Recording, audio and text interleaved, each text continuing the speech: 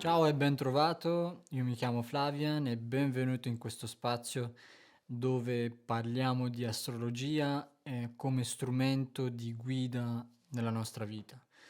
In questo video vi parlerò degli eventi astrologici di questo mese di maggio per l'ascendente Toro, ma come dico sempre, se volete avere un'idea più olistica nell'insieme di quello che le stelle vi riservano questo mese, vi consiglio di ascoltare non solo il segno zodiacale del vostro ascendente, ma anche quello del Sole e della Luna, ok?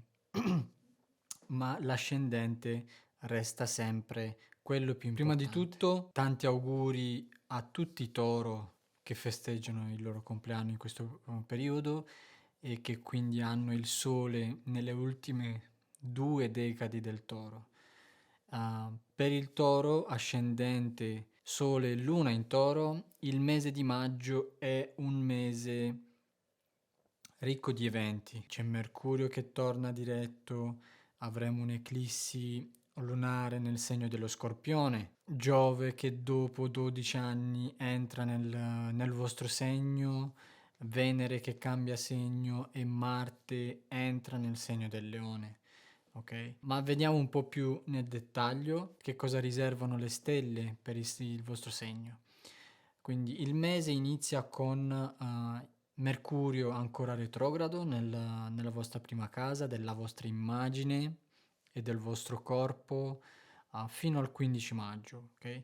Mercurio ha iniziato il suo transito retrogrado già dal 21-22 aprile, dipende da dove vivete, per cui molti in questo periodo avranno il desiderio di cambiare il proprio aspetto, per esempio, oppure a ripensare allo stile di vita e al proprio percorso personale per quanto riguarda i soldi, le finanze, i beni, i valori che avete perché il Mercurio governa anche la vostra seconda casa delle finanze, ma anche la quinta casa, per cui avere in questo periodo potrete avere delle discussioni importanti riguardanti i figli o i bambini, oppure se avete un'attività imprenditoriale, magari potreste cambiare e rinnovare i vostri prodotti e servizi che mettete sul mercato. Da un altro lato, Mercurio retrogrado nel tuo segno ti invita a ripensare ai tuoi piani, a riorganizzare le tue idee, a fare uno sforzo mentale in più, ok? E a correggere degli errori del passato, ok? Per esempio, vi possono essere in questo periodo dei problemi o complicazioni con dei documenti, anche a livello comunicativo, dei contratti, delle negoziazioni, ok? Dei piani non rispettati, magari ci sono dei ritardi in tutto ciò, ma dal 15 maggio, quando Mercurio riprende il suo moto diretto, piano piano le cose iniziano a tornare alla normalità e ad andare nella direzione già pianificata. Ok? Dico piano piano perché Mercurio sarà ancora invisibile, sarà ancora nell'ombra per circa 2 settimane e che richiederà un po' di pazienza, ma le cose si risolveranno. Ok? E molti, per esempio, hanno paura di Mercurio retrogrado, ma Mercurio è veramente essenziale, ci porta in questo periodo a fare magari il doppio del lavoro, ma è essenziale perché anche se saltano fuori degli errori, magari c'è bisogno di fare delle correzioni o magari ci sono delle cose non dette che vengono fuori in questo periodo, alla fine ne saremo sempre contenti perché altrimenti non avremmo potuto proseguire con quel progetto, delle idee che avevamo e se per caso hai perduto qualcosa durante questo periodo di retrogradazione, magari un documento, un oggetto, una password per esempio, dopo il 15 maggio lo ritroverai. Per i single, durante questo periodo potranno decidere di uscire di più fuori e di farsi avanti, o magari in questo periodo un ex potrebbe ritornare nella vostra vita. Quello che è importante comunque durante questo periodo è che Mercurio qui vuole preparare il terreno per quando Giove entrerà nel vostro segno, per cui è importante rimettere le cose a posto per poter approfittare più tardi delle opportunità che Giove vi porta, ok?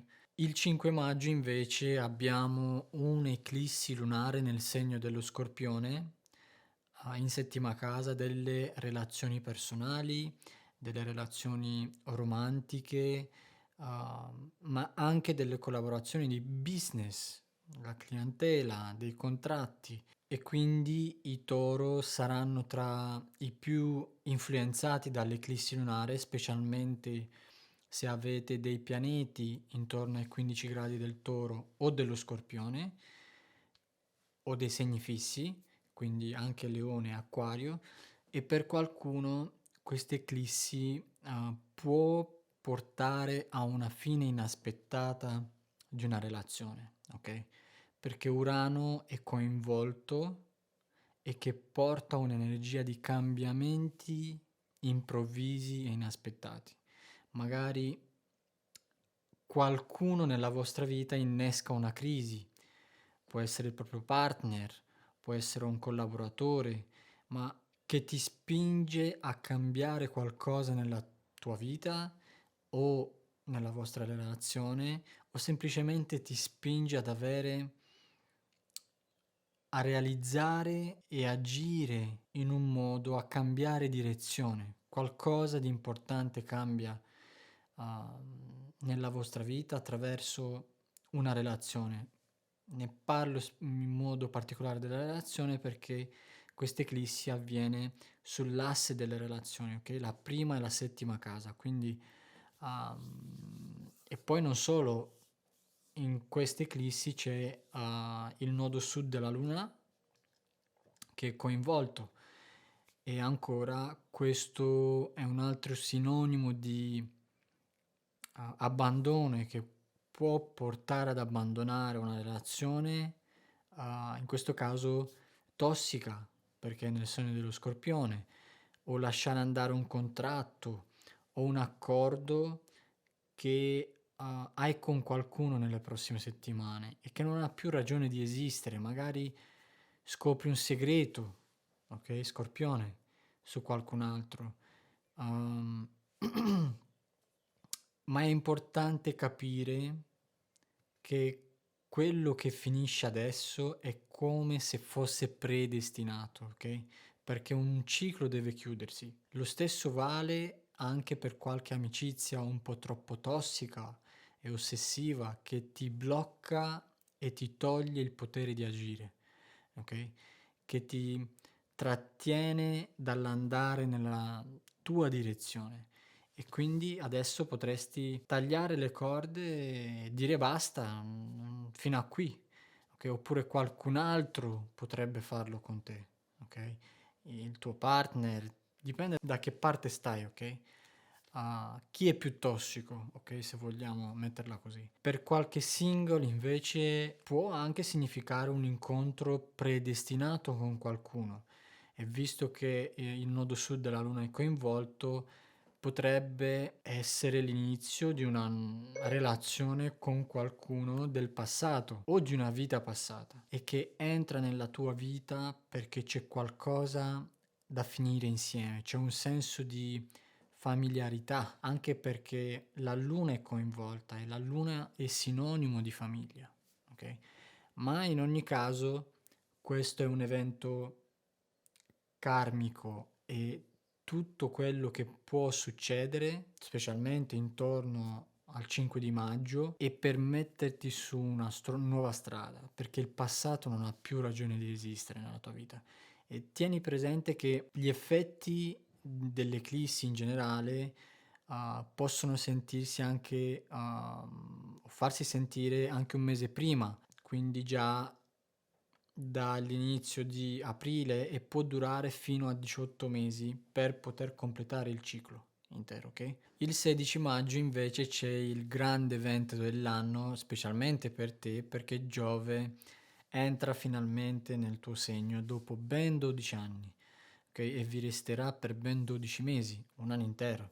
Che cosa vuol dire? Vuol dire che moltissime opportunità vengono da te, ok? Molti toro avranno molte opportunità per viaggiare, incontrare nuove persone di una cultura diversa, oppure imparare una nuova lingua. E con Giove lì i toro all'improvviso diventano molto più ottimisti e più vitali e più avventurieri, direi. Ok? Con Giove in prima casa molti potranno cambiare il proprio aspetto fisico, trasformare in positivo la propria salute fisica, oppure anche cambiare la propria professione, quindi può portare dei nuovi guadagni. Nel vostro caso Giove governa la vostra ottava e 11ª casa, per cui può portare delle nuove risorse, guadagni, soldi, investimenti, numerosi investimenti che possono essere fatti attraverso gli altri, magari attraverso l'aiuto delle banche, oppure um, partner, oppure anche degli amici, ok? 11ª casa. Da un altro lato, Giove aiuta anche a guarire da certi traumi e paure che ti hanno condizionato in passato, specialmente delle emozioni che sono represse e che sono bloccate nel vostro corpo e che si possono manifestare anche come malattie più tardi, ok? Per cui è un ottimo momento per chiedere anche l'aiuto di uno psicologo o di un astrologo, perché no?